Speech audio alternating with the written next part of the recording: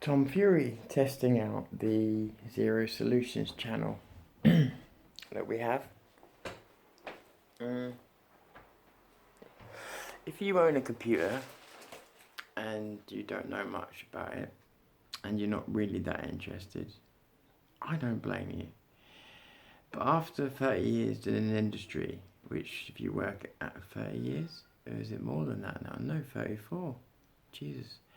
If you work that out, that leaves me at 8 years old when I started doing it.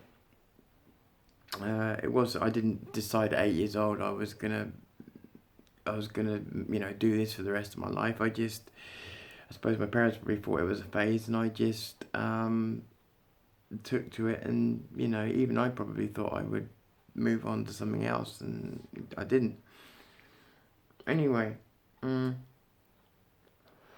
there's some things that I'm not going to teach you now because I'm not going to presume to do so, but there's some things worth finding out about for yourself, and I don't mean you need to find the ins and outs and everything else. This business, the computer business, changes so often that for somebody who's not interested in it to keep up with it, it's a bit of a nightmare. It's a nightmare even for me if I take a few months off because so many changes happen. So if it's not really your thing, there's no point trying to keep up with everything every week because it's a load of hard work that will end up being obsolete anyway.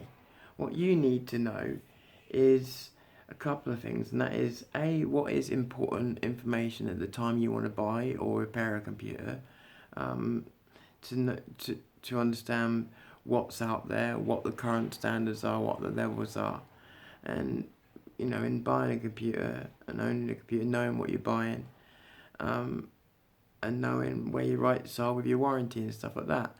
And the only way you can truly do that is by just understanding a little bit about them, both so that the shops and things can't make it feel like your fault, or so that they can't take the piss. I mean, in the old days when I used to fix people's computers, like nothing was they weren't even broken. A lot of them were just sold without enough memory. I mean, that should have been against the law, but they were literally sold without enough memory. And then to get that memory, it cost about 20 quid. But if you took it back to the shop, it was costing anywhere between 80 and £120. Which, do you know what I'm saying? So I don't know if people still do that, but they were getting away with that quite frequently. So it's really important to understand your own kit. I'm going to break it down for you, real simple. So what I'm going to do today is just show you what we have here, and then I expect at some point, I don't know if I can turn this around. At some point, we'll go further, but I just want to give you some basics. Well, I can't actually turn the camera around because I must have on YouTube, which is a bit of a bummer. So we'll go through this very quickly, okay? This is a motherboard, okay? A motherboard is simply, pretty much, it is the computer. Excuse me. Minus one very, very important piece, which is underneath that big fan there. Underneath that big fan there. That big fan there is covering over what you may have heard of called a processor or a CPU. Basically, the brain. The brain of the machine is under that fan. The reason it's under a fan is because it gets hot. So that's the first thing you need to know. That is what that underneath that fan, what's under there, has a heartbeat. And that heartbeat you may have heard referred in numbers such as 3.2 gigahertz, 4.2 gigahertz. If you ever hear those numbers, that's the heartbeat of the machine, not necessarily how good it is. So that chip underneath there is just a microchip. Okay, so it's a CPU. That then has to do all those wonderful things that you do every day on your computer. So, and again, we won't go too far into it today. Just this is for the idiot's guide today, and not even an idiot's guide to anything, just understanding. So that chip has to talk to this board here. I'm going to explain why in a minute. And when it talks to this board can't go as fast as this. So everything is always trying to keep up with this most of the time. And we'll come back to that point as well soon. So I'm not going to explain some of the more obsolete parts of this board right now because I don't want to confuse things. I want to keep this very simple for today. So this here, see these two here? Well, this is where your memory goes. Now, this is where I've noticed a lot of people who aren't into computing, especially people who really like what they would call themselves like idiots guide to, or just ignorant to, or whatever words they would choose. This is where a lot of people come unstuck, understanding the memory side of things, and I do understand why. So the best way I found of describing it is this, right? And let's show this memory when it's actually plugged in. So you've seen the memory slots, but this is what it actually looks like here. Okay, so let's just go back there. So those are the slots there, and that is what it looks like when they're in there. So in this one at the moment it's 4 gigabytes of memory. Now a byte is it's a bunch of noughts and zeros, which, to make that very, very brief for now, is just a bunch of switches turning on and off very, very fast in this process we talked about. And that makes the computer do stuff, okay, based on the programming. So this memory here, this memory is called RAM, Random Access Memory. But the most important thing to know about it right now is that this memory is the human equivalent to short-term memory. This remembers what you give it right now, and then the moment you switch that computer off, it's gone. This is your short-term memory. So this, when someone asks you how much RAM you have, random access memory, this is what they mean. And this is, like I say, this is a short-term memory to your computer. So now, with the bit that I showed you that was under the fan, the brain, the computer, the CPU, the processor, that has to be able to fill this memory with the software and everything else that, like Microsoft Word or whatever, to be able to run. It fills this memory up because, especially up until recently, and we'll go into SSDs another time, especially till recently, hard drives couldn't keep up with memory or processors, so it was a very awkward process. So we'll put that back in. Okay, so where was I going with that? 1 second. Okay, so if that's short-term memory, then where is long-term memory? That should be pretty obvious, but again, I'm making this video for everybody. So the short-term memory we've covered. So the long-term memory is this. This is just a hard drive. This is what's inside your machine. So when you we come back to this little thing here. Excuse me, I'm getting old. So it's going back to this thing here. Sorry, I can't really see the camera very well. So basically, without going into too much detail yet again, this plugs in this little cable here, if you can see it.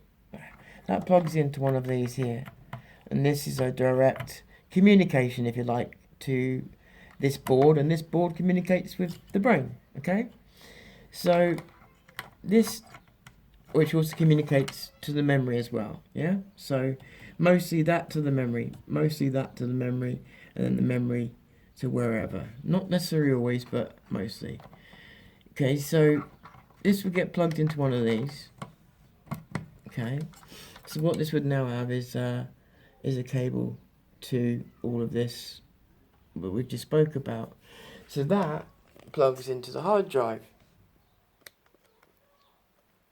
And the hard drive is, remember, is your long-term memory. So now you've got long-term memory. Let's just imagine, for the time being, to make this a little bit easier, let's just imagine that this memory fits this, because this memory isn't actually for this computer, but let's pretend that it is, just for the time being, to make our point. Okay, right, so you can see that's got memory in there, okay? So that's your short-term memory there. That's your long-term memory there. That there is your brain. No, let's go even let's be more clear. Let's be more clear. The whole thing's the brain, okay? The whole thing is a brain. Right? This is the problem solving part. This is the consciousness part. If you, no, that's pushing it. But this is the part that solves the problems. This is the part. This is short-term memory, and this is the one that holds those problems in to try and sort them out live. This is the one that can both store them, recall them at another time, take notes, scribble inscriptions, do whatever it has to do to remind itself or you or whatever of whatever information that needs to be remembered. So this is your long-term memory. So then here where this yellow thing is, this is for a graphics card. Now, when computers first came out, they didn't have graphics cards, so they either had terrible graphics, or in the case of computers like the Amiga, they built, and they still do this to this day, they built the graphics into the motherboard. And if you don't play games and if you don't do video editing, that's absolutely fine. If you've got it built in, you don't need to change it. If you don't have your graphics built in, or you do any of those things I mentioned, you'll need a graphics card. Now typically, they'll look, oh, I don't have a big graphics card with me because they're both at the other place. Well, typically they look something like this, but normally a lot bigger because this is a cheap one and an old one. And although you will see on the back of your computer, so imagine that's the back of your PC now. See what motherboard does? So it's just that's what you're really looking at when you're looking at the back of your PC. You're just looking at motherboard on its side like that. So when you look at the back there, where did it go? I've dropped it now. Oh, when you look at the back there, you can see there's a place there to plug a monitor in. And unless it's an input-output port. Well, I think it's a monitor port. It doesn't matter anyway. It's dusty. It's not mine. Well, yeah. Anyway, no, that's an input-output port there. Anyway, that's irrelevant. So these are two old ways of plugging a mouse and a keyboard in. These are still relevant because when everything else goes wrong, these work. That's an old printer port. Don't use them anymore. And you don't need to know much else, do you? You don't need me to go on make this more complicated than it needs to be. So graphics card goes in here. I shall show you in a second, which means that any of the other places you would have plugged in your monitor disappear. Sometimes you have to turn them off manually, but these days normally you just plug the thing in, it goes. But if you are getting one for gaming or for video editing, you need to really do your research and make sure that you know how much you need to spend, what power requirements there are. That's a massive deal. You need to understand all of this, which we'll come back to a little bit of that in a minute. So this doesn't have much power requirements, but also doesn't have much power. So this goes in here. I can't put it in at the moment because it's not laid in a side of the computer where it should be. Okay, so that goes there. So if you're looking at the back now, you can see that you've now got this place where you can plug those three different things in. That one there being an HDMI socket. So that's your screen coming out. Okay, so what's left? Well, actually not a lot. That's the point. That's where I'm getting at. From here, right, those two little white things there, that's for extras like sound cards, but you've got built-in sound. You've even got sound in your graphics cards now, so you don't necessarily need it for that. Extra USB ports, there's things you could use it for, but my point being is you don't need this. You've got plenty of space for extra drives there. You can have 4. Okay, this is just on an average. Actually, this is quite a tiny motherboard, so this isn't even a very good one. Forget that port because they're obsolete now, pretty much. That's just power, right? And this is the other thing that you need, is a good power pack. Power packs get overlooked with PCs, and just like the power pack you used to have with your old consoles or anything else, these power packs are inside the machine, and they get very hot, very dusty, and if you don't replace them, they blow up. And you don't want them to blow up, you're better off having them replaced. So, always worth making sure you've got a good power pack, reasonably newish, and also make sure it can handle what you are asking of it. Make sure it's got the appropriate rails with the right amps in. You'll have to Google that, and make sure it's got the appropriate wattage.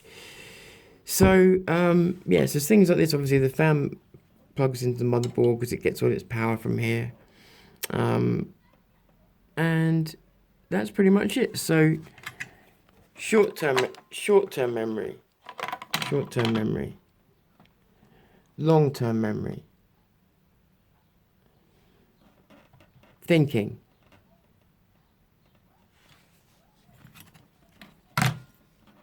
display output, picture. Think of it like reverse eyes.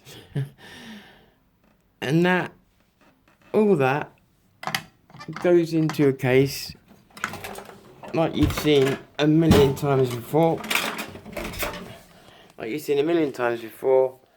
And it's just a standard. It's as easy as that. So how many pieces was that?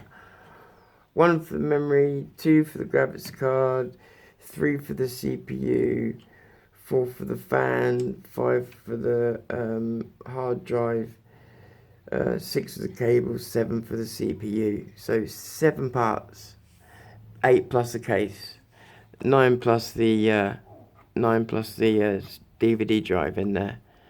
It's not exactly rocket science. Okay, I admit, when things go wrong, that's when you need a bit of experience and expertise. But the point of it being is, this is not necessarily about fixing it yourself. It's about knowing these things and doing a little bit of research. It's not as hard as you think, and it will stop you being ripped off by people that will charge you crazy amounts of money for what. I mean, if I really want to get something like this done, I can do it in a matter of hours. Admittedly, I've got to work long hours to get certain things done, but you know, it can be done. And often you'll be asked to wait a long time, and then asked to pay too much for it, and then be told you've lost half your files because they've wiped your machine. So you tell me how much that sucks. So yeah, obviously, well, I haven't got the computers and that working at the moment. I haven't been able to make a proper video with slides and stuff like that. So it's just me showing you while I've got all this out, what the deal is here. Oh, it's the other thing there. See that battery there? That's what keeps your time and your date and everything and things like that. So it's just things like that. Anyway, so yeah, I'll leave it there. And we'll maybe do something else another day when I'm feeling a bit better. I'll leave it there. Tom Fury, Channel 3.